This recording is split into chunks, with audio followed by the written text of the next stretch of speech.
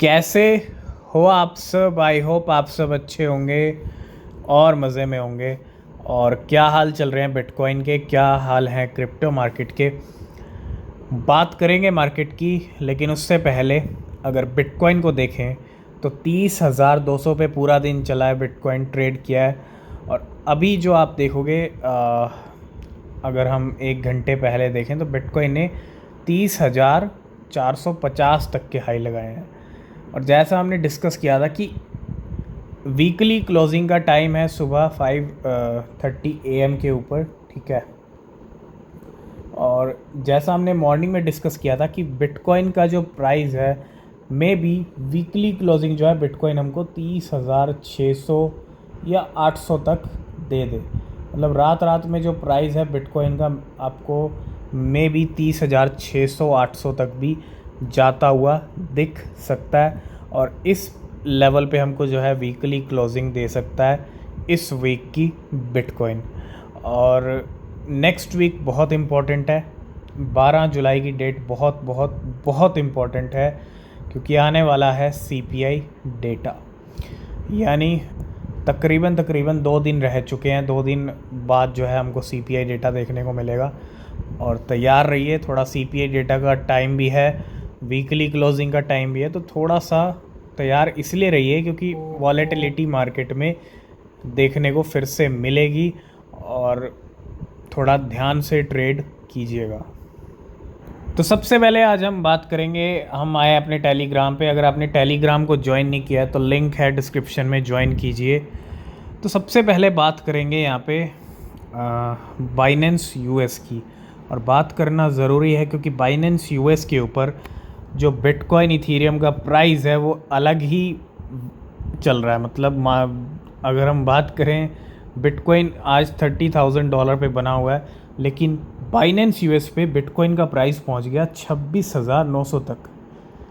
अब ऐसा क्यों हो रहा है इसके बारे में भी हम बात करेंगे। इथीरियम की बात करूं तो $1,660 के करीब पहुंच गया और टीथर $0.8 पे पहुंच गया।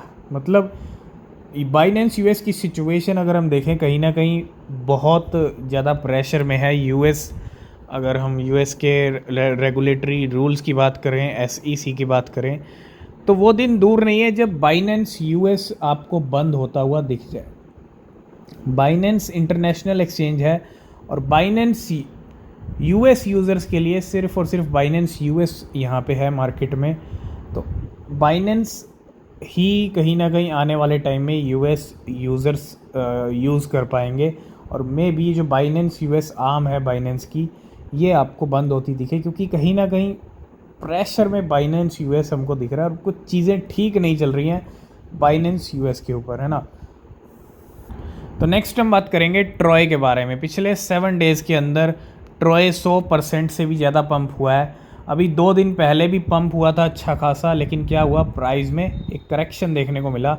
अगर हम 4 दिन पहले की बात करें, और प्राइस वीकली क्लोजिंग के टाइम से पहले यहाँ पे ट्रॉय में एक और मोमेंटम आता हुआ, और ये मोमेंटम है 43% का। 43% प्राइस फिर से बढ़ चुके हैं ट्रॉय के। नेक्स्ट हम बात करेंगे मार्केट के कुछ लिक्विडेशंस के बारे में। पिछले 1 घंटे में अगर आप देखेंगे तो लॉन्ग्स वालों की थोड़ी सी सिचुएशन यहाँ पे ख़राब हुई है। लिक्विडेशन लॉन्ग वालों के $6,70,000 लिक्विडेट हुए हैं, 2,60,000 शॉर्ट वाले भी लिक्विडेट हुए हैं। लेकिन अगर हम पिछले 4 घंटे में भी देखें तो 5 मिलियन गया है लॉन्ग वालों का, 3 मिलियन शॉर्ट वालों का, 12 घंटे का भी 7 मिलियन लॉन्ग वालों का, ठीक है। और अगर हम पूरा टोटल देखें 24 घंटे के अंदर, तो टोटल लिक्विडेशंस हैं लॉन्ग वालों के $16 मिलियन के, $14 मिलियन के शॉर्ट वालों के, और तकरीबन अगर हम टोटल अब कर लें यहाँ पे तो 31 मिलियन डॉलर यहाँ पे चला गया है, लिक्विडेट हुआ है। और 13,000 ट्रेडर लिक्विडेट हुए हैं पिछले 24 घंटे में। नेक्स्ट अपडेट है बाइनेंस की तरफ से। बाइनेंस XRP और Shiba Inu balances hit impressive high. Binance Exchange has updated its proof of reserve figure, which show liquidity for both XRP and SHIB tokens among others. तो यहाँ पे Binance का अगर हम प्रूफ ऑफ रिज़र्व देखें, update जो किया है, इसके अंदर दो टोकन्स बड़े हैं जिनकी अगर हम बात करें XRP, अगर आप देखो balance, customer balance was 2.5 billion with the Binance net balance pegged at 2.69 billion unit respectively, और 103% का shows a ratio of 103% and indication that the trading platform is liquid enough to fulfill any form of customer obligation. एक तो XRP ripple और दूसरा है Shiba Inu. Shiba Inu की बात कर लें तो ये भैया 79 trillion far surpasses the customer balance of 77, और 79 ट्रिलियन तक जो है अगर बाइनेंस के प्रूफ ऑफ रिज़र्व की बात करें, इतना बड़ा नंबर है होल्डिंग्स में शिबा इनू का, है ना. तकरीबन 80 trillion Shiba Inu. Next update बहुत ही बड़ी और मायने बहुत बड़े हैं अगर आप देखेंगे. Over $30 billion of crypto hack since 2012 exchange hacks accounted for the largest losses with over 10 billion loss over the past decade. $30 billion अगर आप देखो अब तक 2012 से लेके अब तक अरबों रुपया चला गया सिर्फ और सिर्फ हैकिंग से. बहुत सारे प्रोजेक्ट टारगेट हुए हैं हर साल, चाहे 2021 हो चाहे 2022 हो, है ना. तो बहुत ज़्यादा यहाँ पे जो है हैकिंग एक्टिविटी देखी गई है और इतना बड़ा अमाउंट जो है यहाँ पे अब तक लॉस में गया है. नेक्स्ट हम बात करेंगे giant whale making 17,000x profit in this alt coin has started selling.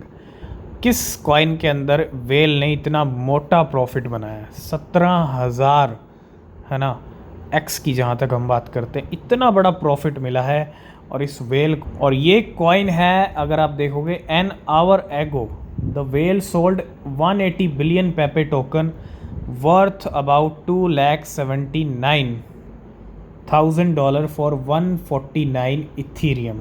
और ये जो वेल है अभी भी स्टिल होल्ड कर रही है कितने 2 ट्रिलियन पेपे, और इसने पेपे के ज़रिए ही इतना बड़ा प्रॉफिट बनाया है.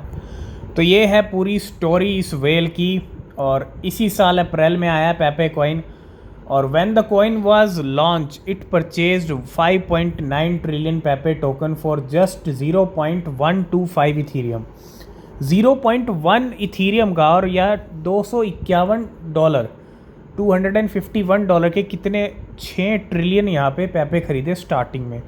और it has since sold a total of 3.3 trillion Pepe, जो कि बेचे हैं इसने 2411 इथीरियम के. कहाँ तो एक इथीरियम का भी नहीं खरीदा था और कहाँ बेचे 2400 इथीरियम के.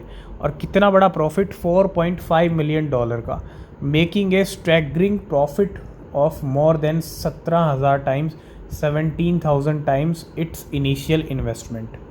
तो नो डाउट पेपे ने अच्छा प्रॉफिट बनाया. ये स्टार्टिंग का गेम है, जब पेपे आया तभी पैसा डाला गया.